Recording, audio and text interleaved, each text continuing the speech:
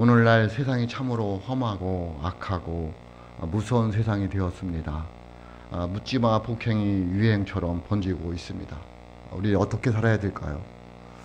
8월 3일 날 며칠 전이죠. 오후 6시경 성남시 분당구 서현역에 있는 쇼핑몰에서 20대 청년이 차량을 몰고 그냥 뛰어들었습니다. 그리고 내려서는 흉기를 가지고 마구 휘둘러서 14명이라는 사람이 부상을 당했습니다. 그 중에 60대 한 명 되시는 분은 의독하다고 합니다. 그냥 그런 겁니다. 뭐 무슨 자기하고 상관돼 있는 것도 아니고 그냥 병이라고 하지만 그냥 자기 마음에 그래서 그냥 그 건물로 차를 몰고 들어가서 내려서 마구잡이로 닥치는 대로 칼을 휘둘러서 부상을 입히고, 또 7월 21일 날 오후 2시쯤에는 그 영등포 신림동에 가라고 신림동에 신림역이라고 있는데 그 뒷골목에서 주차장에서 이 30대 된 분이 그냥 칼부림으로 20대 남성을 죽이고 3명에게는 부상을 입히는 그런 일을 일어났습니다. 대낮에. 그것도 아무런 상관도 없습니다. 그냥 가다가 그냥 자기가 그냥 그래서 묻지마 폭행이라고 하잖아요. 참 국민들이 굉장히 불안해하고 있습니다. 우리 어떻게 살아야 될까요? 참 걱정입니다.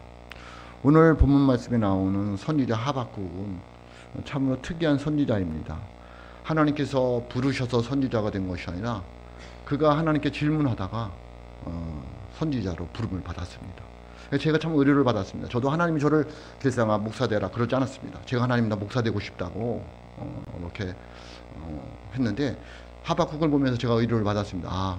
다 불러서만 목사가 되는 게 아니라 이렇게 하나님께 질문하다가 죄송합니다. 얻어 걸렸구나 그런 생각을 가져봅니다. 참 저도 감사하게 생각하는데 그런 선지자가 하박국입니다. 하나님께 질문을 합니다. 그 하박국 선지자 어느 때 선지자였냐면 여러분 예레미야 알겠지만 예레미야 선지자 때 시대고요.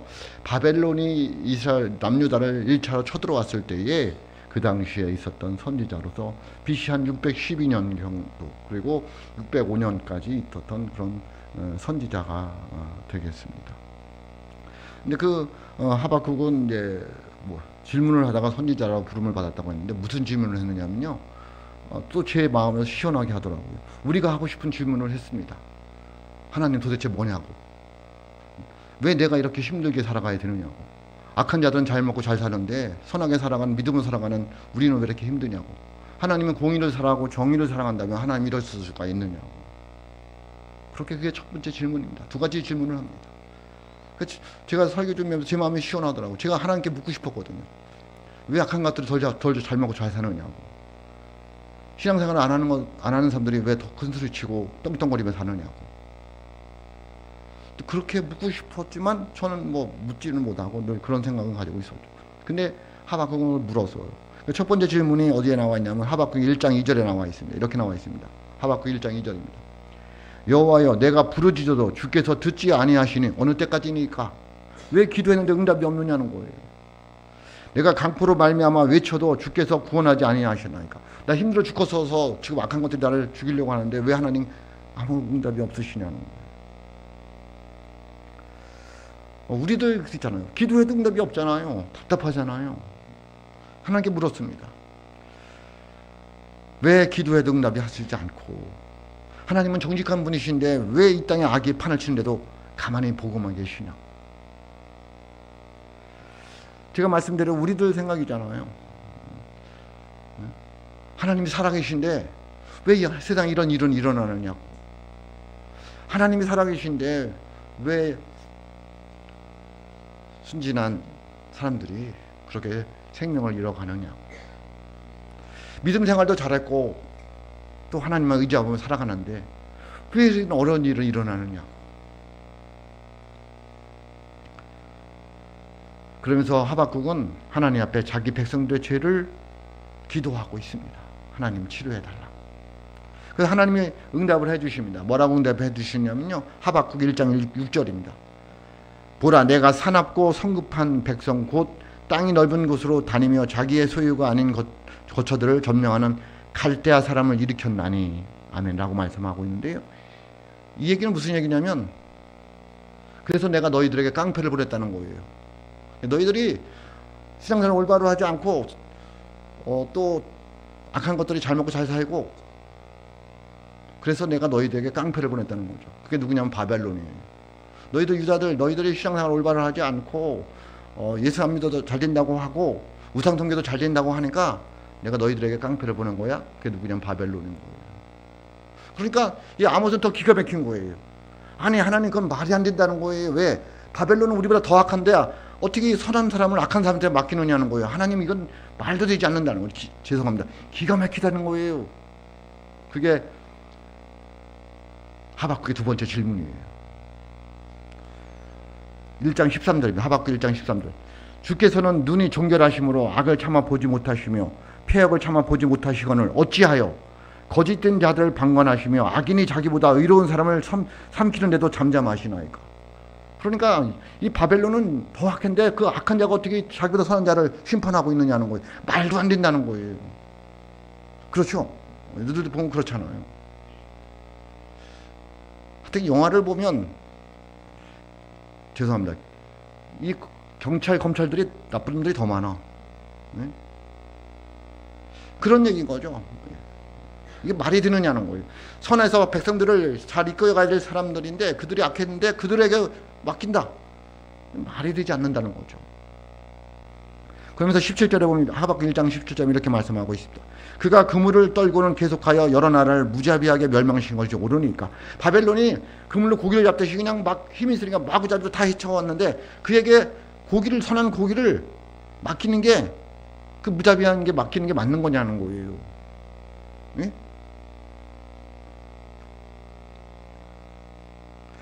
다시 말씀드리면 이 말은 바벨론은 유다보다 더 악하다는 거죠. 나쁘다는 거죠. 거기다가 맡기는 게 맞느냐는 거예요. 그리고 그 말이 이어지는 게 오늘 말씀이에요. 그래서 하나님이 어떻게 대답하나 지금 하박국이 기다리며 서 있는 거예요. 1절 말씀, 오늘 말씀 1절입니다. 내가 파수하는 곳에서며 성루에 서리라. 그가 내게 무엇이라 말씀하실는지 기다리고 바라보며 나의 질문에 대하여 어떻게 대답하실는지 보리라 하였더니 라고 말씀하고 있습니다. 하나님이 어떻게 대답하시나 봐야 되겠다. 도대체 나는 이해를 못하겠다. 누구를? 하나님을. 그래서 그 대답이 뭐예요? 그게 4절이에요. 4절입니다. 4절은 우리 한번 같이 읽어보겠습니다. 4절 시작. 보라, 그의 마음은 교만하며 그 속에서 정직하지 못하나니 의인은 그 믿음으로 말미암아 살리라. 아멘. 의인은 뭐예요? 그의 믿음으로 말미암아 살리라. 이렇게 말씀하고 있어요. 그러니까 이 얘기가 무슨 얘기냐면 그의 마음은 교만하고, 그런데 그냥 바벨론을 말하고 있어요. 바벨론은 안다는 거예요. 교만하고 정직하지 못해서 그건 망할 거라는 거죠. 그러니까 너는 신경 쓰지 말고, 그 얘기예요. 너는 바벨론이 잘 되건 못 되건 내가 그를 사용하고 말고 너는 신경 쓰지 말고 너는 뭐로 살아라. 그래도 믿음으로 살으라는 거예요. 그게 하나님의 답이에요. 예?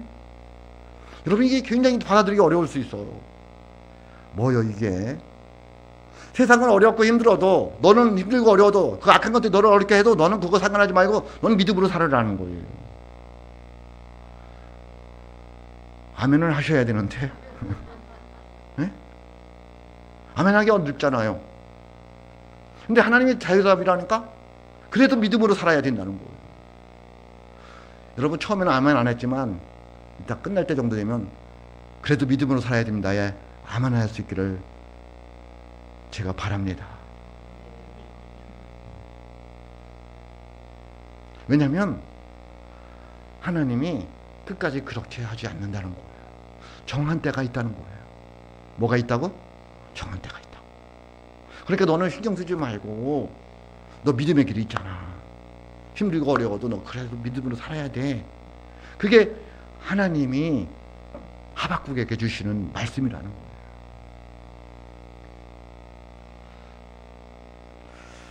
그래서 오늘 우리가 하나님 앞에 나왔습니다. 갈급한 심령 가지고 하나님 앞에 나왔어요. 어려운 마음 가지고 힘들어서 하나님의 도우심을 구하면서 하나님 앞에 나왔습니다. 근데 그 답이 뭐냐면 믿음이라는 거예요. 그러면 여러분, 하나님이 원하시는 믿음이 있으시길 주님의 이름으로 축복합니다. 그 믿음이 답이라는 거예요. 여러분 인생의 문제의 해답은 뭐라고요? 믿음이라는 거예요. 어쩌면 오늘 말씀에 이 대답이, 하나님의 대답이 동문서답 같으잖아요. 그런데 그게 정답이라는 거예요. 악인이 잘 되건 악한 것들이 나를 괴롭히건 너희는 어떻게 살라? 믿음으로 살아라. 뭘로 살아라? 믿음으로 살아라. 믿음은요, 결단하는 거예요. 내가 힘들고 어려워도 나는 오직 예수다. 하나님 말씀하셨으니까. 왜? 의인은 오직 믿음으로 살리라 라고 말씀하시니까 결단하는 거죠. 그래, 하나님이 그렇게 말씀하시니까. 누가 말씀하시니까? 하나님이 그렇게 말씀하시니까 난 결단한다. 아무리 힘들고 어려워도 나는 뭘로 산다? 믿음으로 산다. 그렇게 결단하는 사람들에게 하나님께서 은혜를 내려주실 줄로 믿습니다. 그래서 칼바르트라는 유명한 신학자가 말하기를 뭐랬냐면, 신앙은 결단과 선택이다 라고 말했어요. 믿음은 뭐냐? 그럼 결단과 선택이라고 봐요. 결단하는 거예요. 내가 힘들어도 어려워도 나 믿음으로 산다? 그래서 하나님을 선택하는 거예요. 그게 믿음이잖아요. 그게 신앙생활이잖아요. 여러분, 유명한 윤리학자라고 해야 될까요? 철학자 있는데요. 임마누엘 칸트라는 사람이 있잖아요. 그분이 그런 이야기를 했어요. 삶에는 두 종류가 있다. 한 사람은 반사적으로 사는 사람이 있고, 한 사람은 응답적으로 사는 사람이 있다. 반사적으로 사는 삶과 응답적으로 사는 것이 어떻게 다를까요? 예를 들면 시내버스를 타면 10,000원이었어요. 저희 고등학교 때만 다닐 때 시내버스가 굉장히 빠글빠글 했습니다. 10,000원이었어요. 근데 옆에 사람이 내 발을 밟았어요. 기분이 좋아요, 나빠요? 기분도 나쁘고 발도 아파요. 그때 어떻게 반응하느냐는 거예요. 반사적인 사람들은 제발 눈을 아래로 흘려서 때려보는 거죠. 그게 반사적인 사람. 동물성인 거죠, 동물성. 응답적인 것은. 감정은 똑같아요. 아프고 기분 나빠요. 그런데 생각해보면 저 사람이 일부러 밟았겠어. 10,000원이니까, 사람들이 많으니까 밟았겠지. 저 사람도 아마 지금 미안해하고 있을 거야 라고 생각하는 사람인 거예요. 여러분 어디에 가까워요? 어떤 타입에 가깝습니까? 반사적인 거예요? 아니면 응답적인 거예요? 동물적인 반사적인 거예요. 이 반사적인 사람들은 칸트가 말하기를 성공하지 못했다는 거죠. 사회성이 적고 성공하지 못했다는 거예요. 응답적인 사람들이 성공한 사람들이었고, 그것이 신앙인의 모습이라는 거예요. 그러니까 우리가 하나님의 말씀을 들었을 때에 믿음으로 살아야 된다, 오직 의인은 믿음으로 살아야 된다라면 그것을 한 번쯤 반응을 해봐야 된다는 거예요. 생각을 해봐야 된다는 거예요. 무슨 믿음으로 살아? 이렇게 힘든데, 어려운데. 그런 건 반사적인 거예요. 신앙인은 모습은 아니라는 거죠. 한 번쯤 고민해보는 거예요. 하나님이 이 어려운 일 통해서 나에게 주시고자 하는 은혜는 무엇일까? 쉽지는 않아요. 쉽지 않아요. 하나님이 이 일을 통해서 나에게 주시고자 하는 의미는 무엇일까? 뜻은 무엇일까?를 고민해보는 게 응답적으로 살아가는 거예요. 하나님이 이 하박국을 반사적인 사람에서 응답적인 사람으로 바꾸어가고 계셔요. 네? 반사적이었어요. 하나님 이럴 수 있느냐고. 어떻게 악한 자들이 잘 되고 이것을 기도하니까 어떻게 또 더 악한 걸 갖다가 그래도 선한 사람을 또 힘들게 하고 할 수 있느냐고. 반사적이잖아요. 근데 하나님은 그를 응답적인 사람으로 바꿔요. 그래서 서서히 뒤에 보면 바뀌어가요. 하박국 3장에 가면 그가 하나님을 찬양해요. 완전히 응답적인 삶으로 바뀌었어요. 그래서 뭐라고 고백하느냐면요, 3장 17절이에요. 3장 17절. 하박국 3장 17절 18절에 보면 이렇게 말씀하고 있어요. 결론이에요. 뭐라고? 비록 무화과 나무가 무성하지 못하며 포도나무에 열매가 없으며 감람나무에 소출이 없으며 밭에 먹을 것이 없으며 우리의 양이 없으며 외양간에 소가 없을지라도 나는 여호와로 말미암아 즐거워하며 나의 구원의 하나님으로 말미암아 기뻐하리로다. 아멘. 여러분은 앞에 반사적인 하박국 얘기하면 이거 말도 안 되는 소리예요. 없으며 없었어요. 근데도 기뻐하고 즐거워했대. 누구 때문에? 하나님 때문에. 그게 의인은 믿음으로 사는 사람들의 결론이에요. 우리들의 결론이어야 된다니까. 내 삶이 얼마나 힘들고 어려워도 내가 믿음으로 살아서 그래, 난 하나님 한 번만 이면 좋게, 난 망하지 않아, 하나님이 도와주실 거야, 하나님이 함께 해주심으로 나는 다시 일어설 수 있어. 그래서 나는 즐거워, 기뻐. 우양에 소가 없어도, 밭에 열매가 없다는 얘기는 뭐예요? 먹을 것이 없다는 얘기잖아요. 없어도, 가난해도 병들어도 나는 하나님 때문에, 예수님 때문에 너무 좋아, 즐거워, 기뻐. 그 얘기예요. 어떻게 살았더니 하나님께서 그를 반사적인 삶에서 응답적인 삶으로 바꾸어 주셨다. 그게 또 그래도 믿음으로 산 사람의 모습이에요. 오직 의인은 믿음으로 말미암아 살리라 라는 사람들의 삶의 모습이라는 거죠. 내가 비록 연약하지만, 내가 비록 없지만, 내가 비록 힘들지만 나는 예수님 때문에 기뻐, 나는 예수님 때문에 너무 즐거워. 여러분의 고백이 있기를 주님의 이름으로 축복합니다. 그래서 하나님 뭐라 쓰냐면, 그래서 믿음으로 살아야 된다 라고 말씀하고 있어요. 여러분, 그래도 믿음으로 살아가는 은혜가 있을 수 있기를 주님의 이름으로 축복합니다. 그러면 이 힘든 세상, 어려운 세상에서 믿음으로 사는 건 어떻게 살아가는 걸까요? 오늘 본문을 통해 보면, 첫째는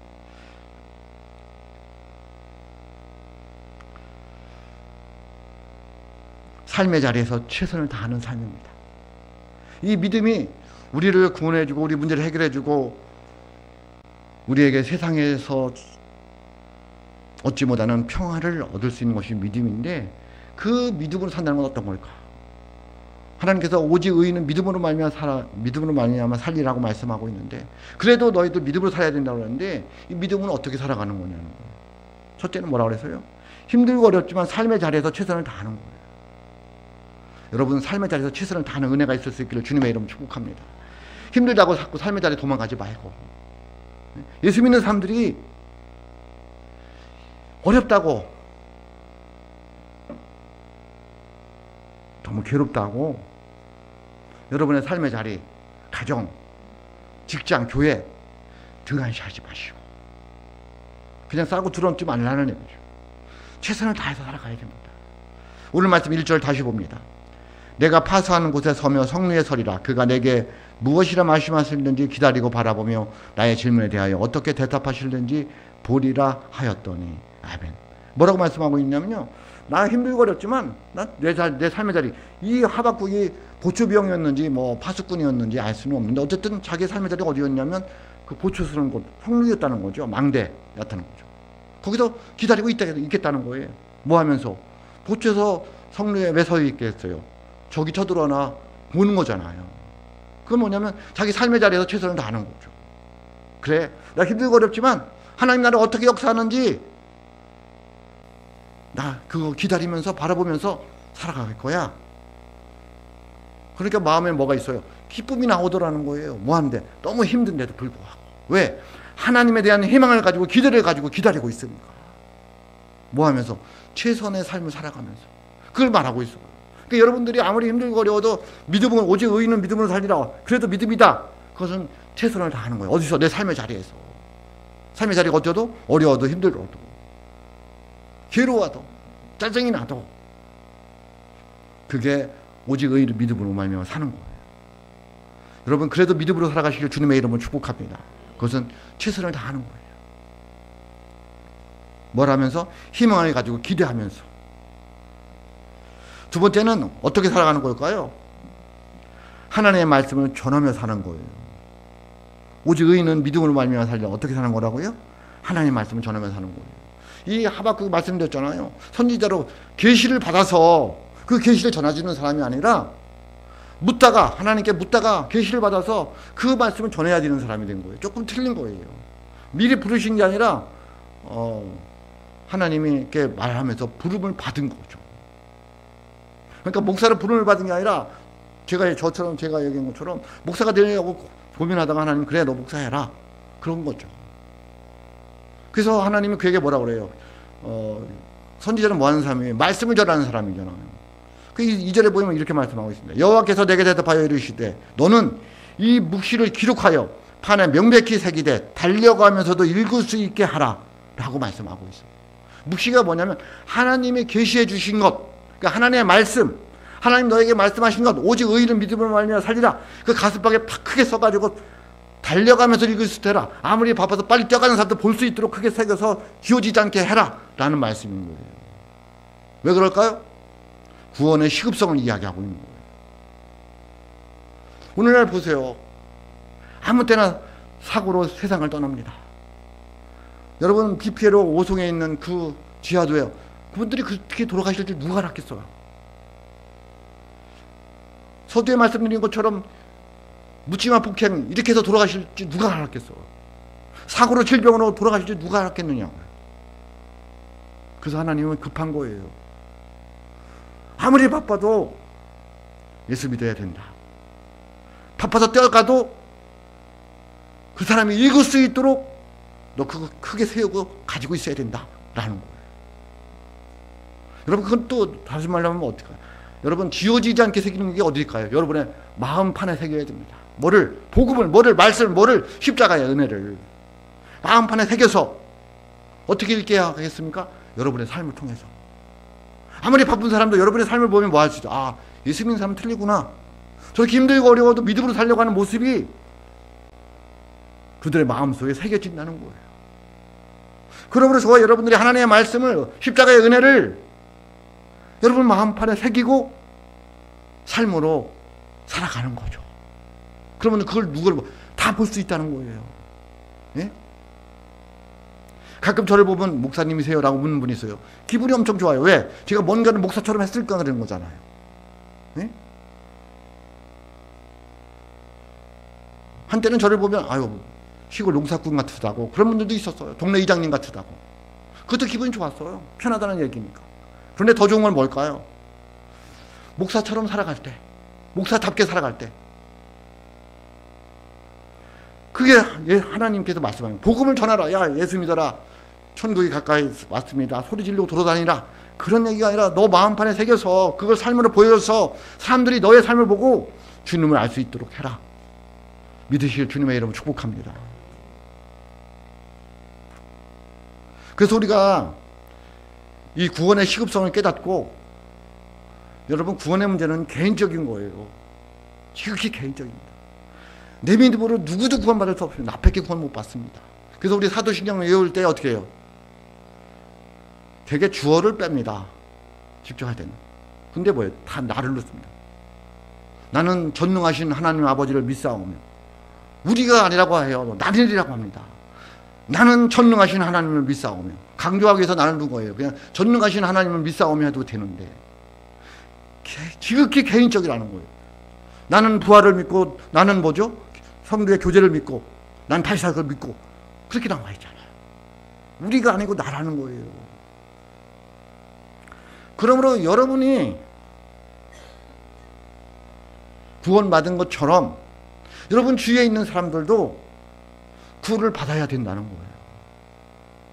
그래서 하나님께서 하박국에게 그렇게 새겨서 아무리 바쁜 사람도 다 볼 수 있도록 내가 너희에게 말한 것 오직 의를 믿음으로 말미암아 살리라. 믿음으로 구원받고 믿음으로 해결받고 믿음으로 능력받는다. 믿음으로 하나님께 나아갈 수 있다. 전화를 하는 거예요. 전하면 살아가는 은혜가 있을 수 있기를 주님의 이름으로 축복합니다. 한 가지 더 있습니다. 어떻게 살아야 될까요? 인내하며 사는 거예요. 뭐 하면 사는 거라고요? 인내, 참는 거예요. 예? 뭐 하는 거라고요? 참는 거라고. 기다리는 거라고. 뭐 하면서? 예수님의 역사를 기대하면서. 예? 하나님이 도와주실 거야. 하나님이 언젠가는 해결해 주실 거야. 오늘도 참고 내일도 참고 참는 거예요. 언제까지? 주님의 역사가 있을 때까지. 언제인지 모르잖아요. 그런데 뭐라고 그러냐면 정한 때가 있다는 거예요. 3절 말씀입니다. 이 묵시는 정한 때가 있나니 하나님의 말씀은 반드시 이루어질 때가 있다는 거예요. 언제인지를 모르니까 너희도 어떻게 해야 된다? 인내해야 된다는 거예요. 그 종말이 속히 이르겠고, 누구에게? 악한 자들에게, 그 바벨론에게 이를 거니까 너 그거 걱정하지 말고 너 삶에서 믿음으로 최선을 다하면서 복음 전하면서 살아가라. 그리고 인내해. 분명히 이루어질 거야. 그 얘기를 하고 있습니다. 그 종말이 속히 이르겠고 결코 거짓되지 아니하리라. 하나님의 말씀은 거짓되지 않습니다. 주님은 오십니다. 왜? 성경에서 말씀하셨으니까. 우리 또 주님 앞에 갑니다. 왜? 반드시 죽을 거니까. 성경은 거짓말 하시지 않고요. 변개하지 않습니다. 특별히 성경은 변개할 수도 없습니다. 하나님께서 그렇게 주셨기 때문에. 그리고 비록 더딜지라도 기다리라. 지체되지 않고 반드시 응하리라. 여러분 믿으실 주님의 이름을 축복합니다. 그래서 우리는 그래도 믿음으로 살 수 있는 희망이 있는 거. 왜? 하나님께서 분명히 뭐한다 그래서 이루어 주시겠다고 말씀하고 있기 때문에. 지금 내가 힘들지만, 지금 내가 어렵지만 내가 믿음으로 살아가면 반드시 하나님의 정한 때에 이루어 주실 줄로 믿습니다. 그래서 그래도 믿음으로 살아야 된다라고 이야기하고 있는 거예요. 우리 성도들 보면 힘들고 어려운 일 많잖아요. 안타까워요. 제 기도 제목이 하나님 그래도 믿음으로 이기게 해달라고. 우리 사랑하는 성도들 힘들고 어려워도 믿음으로 이기게 해달라고. 제가 늘 저녁으로 새벽으로 기도하는 게 그거예요. 힘들고 어려운 성도들이 많이 있습니다. 하나님 믿음으로 이기게 해주세요. 이 3절 앞에 원래 그 히브리어 성경을 보면은 왜냐하면으로 달려 있어요. 왜냐하면으로 시작해요. 너희가 왜 복음을 전해야 되냐? 왜냐하면 하나님의 정한 때가 있기 때문에. 그 심판의 때라는 거예요. 멸망의 때라는 거예요. 그래서 복음을 전해야 된다는 거예요. 내 사랑하는 가족이 옆에 있는 사람들이 주님 알지 못하고 우리가 가는 길로 가지 못하고 영원한 멸망의 길로 가면 어떻게 할 거냐는 거예요. 그래서 왜냐하면 하나님 정한 때가 있다는 거예요.